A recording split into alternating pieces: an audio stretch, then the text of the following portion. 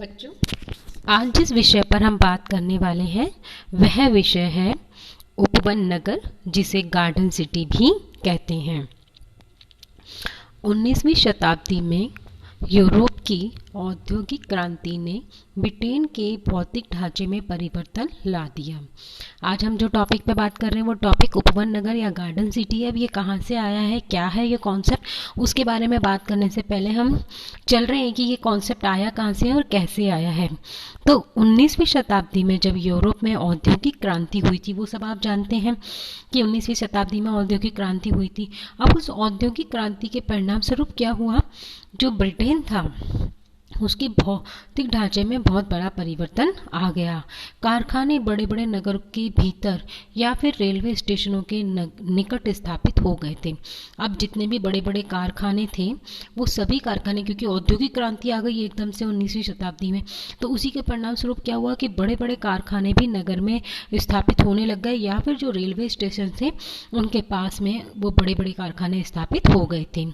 बड़े बड़े नगरों में, जैसे अब यूरोप के कौन कौन से ऐसे नगर थे, जैसे मैनचेस्टर, लिवरपूल, बर्मिंघम, लंदन आदि का समीपवर्ती ग्रामीण क्षेत्र केंद्राभिमुखी शक्तियों के प्रभाव के कारण जनशून्य हो गया। अब जितने भी बड़े बड़े नगर थे यूरोप के, मैनचेस्टर हो, चाहे लिवरपूल हो, चाहे बर्मिंघम हो और या फिर लंदन आदि हो, इन सभी का सीमावर्ती ग्रामीण क्षेत्र केंद्राभिमुख शक्तियों के प्रभाव के कारण जनशून्य हो गया।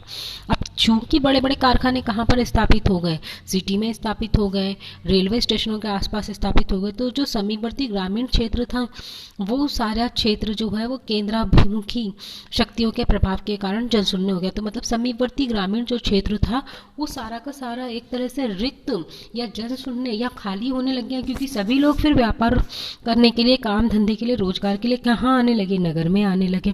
इससे नगरों के भीतर गंदी बस्तियों की स्थापना हो गई।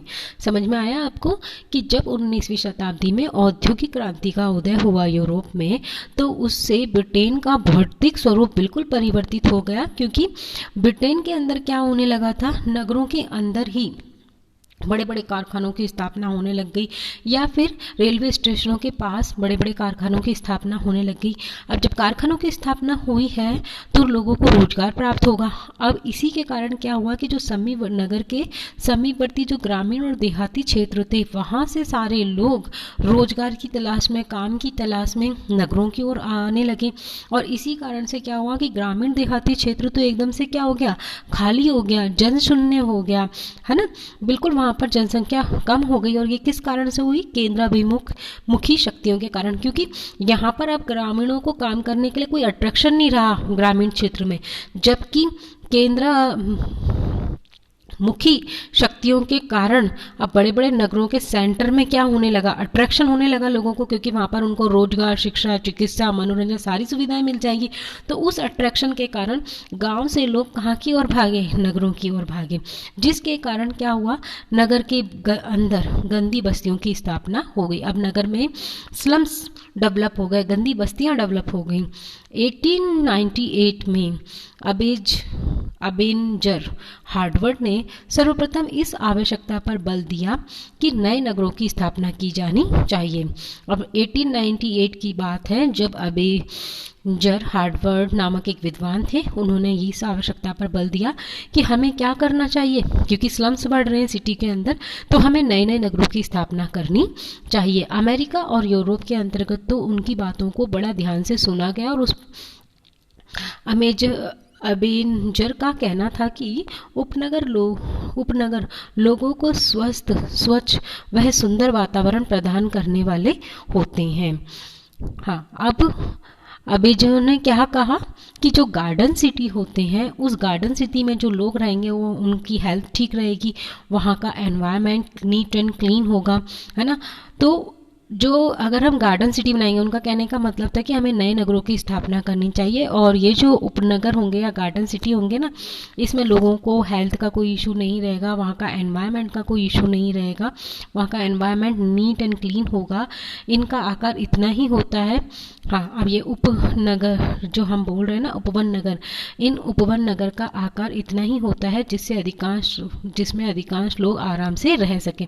मतलब ये जो गार्डन सिटी या उपवन नगर जो होंगे वो बहुत बड़े नहीं होंगे, इनका आकार इतना ही होगा कि उसमें आकर अगर लोग रहें तो आराम से रह सकें।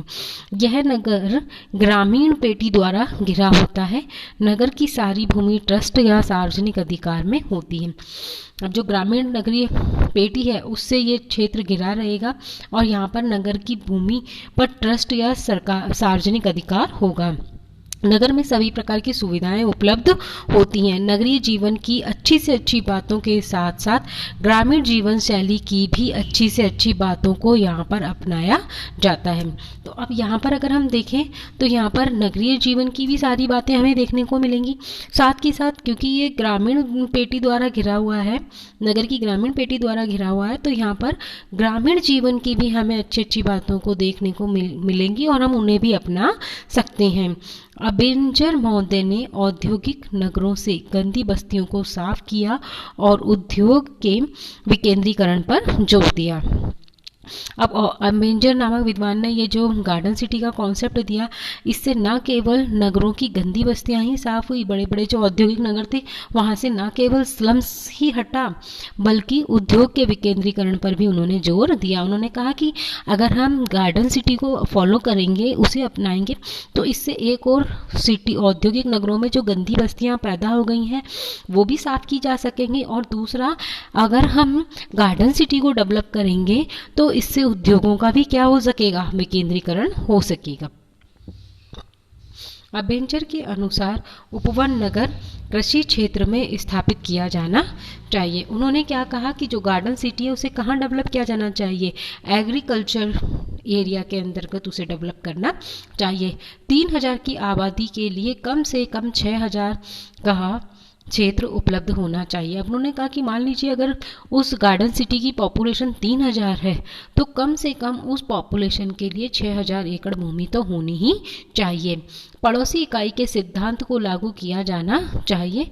नगर पूर्णतः आत्मनिर्भर होना चाहिए। अब ये जो गार्डन सिटी है पूर्ण से क्या होना चाहिए, सेल्फ डिपेंडेंट होना चाहिए। उसकी आवश्यकता की सारी वस्तुएं वहाँ पर उत्पादित की जानी चाहिए और पूरे नगर को वितरित की जानी चाहिए। अब नगर के लिए जो भी वस्तुएं ज़रूरत की हैं, रिक्वायरमेंट की हैं, वो सब कहाँ, वहीं पर उत्पादित की जानी चाहिए और सभी में समान रूप से वितरित भी की जानी चाहिए। नगर के प्रभावी विकास के लिए प्रावधान रखा जाना चाहिए, जिसे हम हरी पेटी या ग्रीन बेल्ट कह सकते हैं। अब उन्होंने कहा कि साथ के साथ, क्योंकि हम ये देखें कि हमने जो विकास किया है वो विकास जो हुआ है वो अनियमित और अनियंत्रित हुआ है। इसी के कारण तो आज बड़े बड़े नगरों को अनेक प्रकार की समस्याओं का सामना करना पड़ रहा है। तो इनका ये मानना था कि हमें नगर का जो विकास करना है वो भावी विकास को ध्यान में, नगर का जो डेवलपमेंट हो वो भावी विकास को ध्यान में रखकर ही किया जाए, है ना। हमें हाँ, जिसे हम हरी पेटी भी कह सकते हैं। इनका मतलब था कि हमें हमारे जो गार्डन सिटी है उस गार्डन सिटी के चारों ओर ग्रीन बेल्ट को भी क्या करना है, डेवलप करना है। यह पेटी नगर के समीपवर्ती भागों पर फैली होनी चाहिए। नगर का संपूर्ण क्षेत्र खुले स्थानों व रिहायशी प्लॉटों दोनों से अच्छी तरह विभाजित होना चाहिए। हाँ, अब नगर का ये पूरा जो क्षेत्र होगा गार्डन सिटी का, उसमें खुले स्थान अलग और रिहायशी प्लॉट दोनों में अच्छी तरह से विभाजन होना चाहिए। मतलब ऐसा नहीं है कि खुले स्थान और प्लॉट एक साथ साथ हों। अगर खुले स्थान है तो खुले स्थान और प्लॉटों के बीच में विभाजन होना चाहिए, डिफ्रेंशिएशन होना चाहिए। यहाँ पर लोग ग्रामीण और नगरीय दोनों प्रकार के जीवन का आनंद उठा सकें।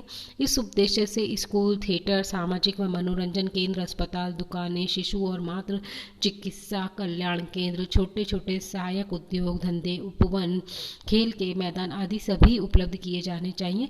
समाज के सभी वर्गों के लोगों के लिए मकानों की व्यवस्था होनी चाहिए। इस प्रकार उपवन नगर पूर्णतः एक आदर्श नियोजित नगर का रूप होता है। अब इन्होंने क्या कहा इन्होंने कहा कि ऐसा नगर होना चाहिए जिस नगर में अगर लोग नगरीय रूप में रहना चाहें तो वो नगरीय रूप में रह सकें, और अगर लोग ग्रामीण जीवन जीना चाहें तो लोग ग्रामीण जीवन भी जी सकें। इसके अलावा नगरीय और ग्रामीण दोनों का मिला जुला रूप यहाँ देखने को मिलना चाहिए। और दूसरा, यहाँ पर लोगों के लिए जिससे लोग मतलब ग्रामीण और नगरीय दोनों प्रकार के जीवन का आनंद उठा सकें, इसी उद्देश्य से इस नगर में स्कूल, शिक्षा, चिकित्सा, सामाजिक एवं मनोरंजन केंद्र, अस्पताल, दुकानें, शिशु और मातृ चिकित्सालय, है ना, सहायक उद्योग वाले केंद्र और दूसरा खेल के मैदान आदि सब सुलभ किए जाने चाहिए। समाज के सभी वर्गों के, सभी प्रकार के जो वर्ग हैं उन सभी के मकानों की व्यवस्था इस उपवन सिटी में होनी चाहिए। और वास्तव में अगर हम देखें तो ये गार्डन सिटी का जो कॉन्सेप्ट है ये पूर्णतः एक आदर्श नियोजित नगर का कॉन्सेप्ट है, कि मतलब एक ऐसा नगर हो जो बिल्कुल आदर्श माना जाए, जिसे हम मतलब उसमें सारी तो सुविधाएं होनी चाहिए। उसमें लोग ग्रामीण जीवन जीना चाहें तो भी जी सकते हैं, नगरीय जीवन जीना चाहें तो भी जी सकते हैं, दोनों प्रकार के जीवन का आनंद उठा सकें।